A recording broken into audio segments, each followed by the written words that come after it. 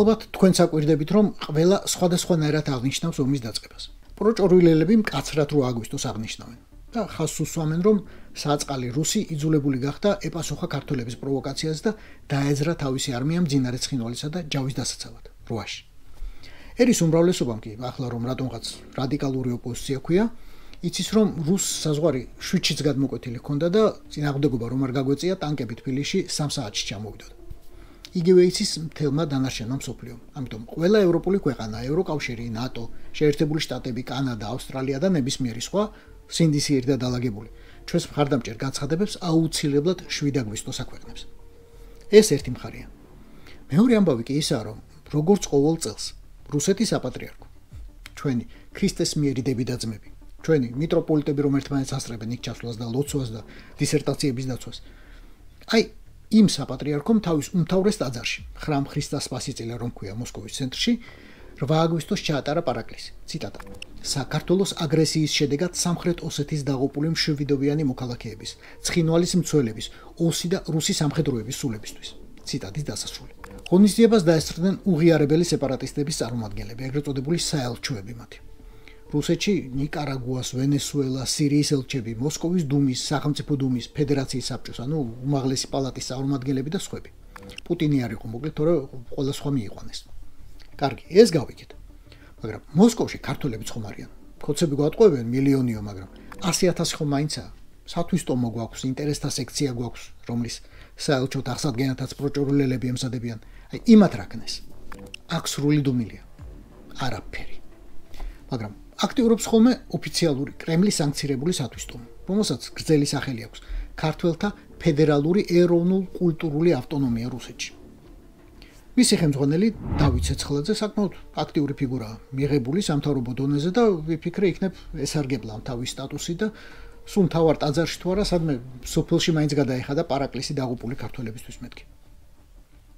ცეცხლაძემ 7 აგვისტოს გამოაქვეყნა ირაკლი თოიძის ძველი ცნობილი პლაკატი დედა სამშობლო გიხმობთ.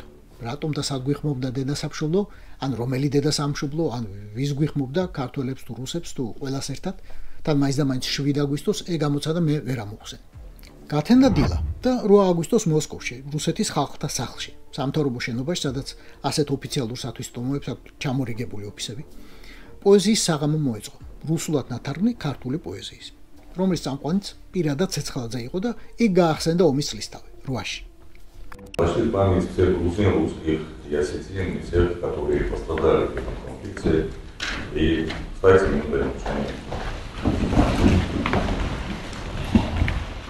ეს იყო და ეს, ზუსტად 13 წამი იდგნენ ფეხზე და გააგრძელეს ლექსების კითხვა.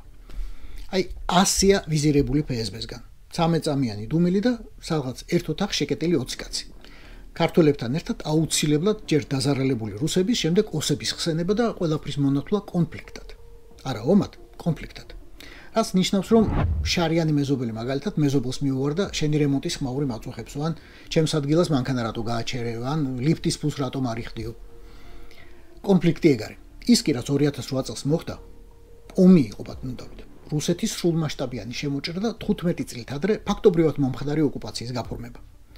პრობლემა ის არაა, რომ ამის თქმის უფლებას რუსულ სატელევიზიო ეთერში არ გაძლევენ, ან მიტინგს არ გატარებინებენ, ან ოფიციალურ პარაკლისს არ გახდევინებენ. რომ მოინდომო მოძებნი ფორმას კაცი, შეფარვით მაინც ამხილო რეალური დამნაშავე. პრობლემა ისაა, რომ თქვენც ბატონო ცეცხლაძე, თქვენი სათვისტომოც, თქვენი იქაური ხელისუფლებაცა და აქაურიც. ზუსტად ასე ფიქრობთ. შარიანი ქართველები მიუვარდნენ, გააღვიძეს მძინარე ცხინვალი, დახოცეს 2000 მშვიდობიანი ოსი და ყველაფერ ამას დიდი სიამოვნებითა და ხელების ფშნეტით უყურებდა deep state-ი, რომელმაც წააკეცა სააკაშვილი, მიდი ახლა შენ დაარტყი რუსულ არმიას და მე წყალს გამოგიგზავნიო. ხო, პრობლემა ისაა, რომ ასე გჯერათ, ამის გჯერათ და არა ომისა, რომელიც 1801 წლიდან არ დასრულებულა. და ამდენ ხანს არ დასრულებულა, რადგან თქვენ ორჯონიკიძეები, ორახელაშვილები, სტალინები, იგორ გიორგაძეები, ასლან აბაშიძეები, ფარცხალაძეები და ივანაშვილები მტრის მხარეს ხართ.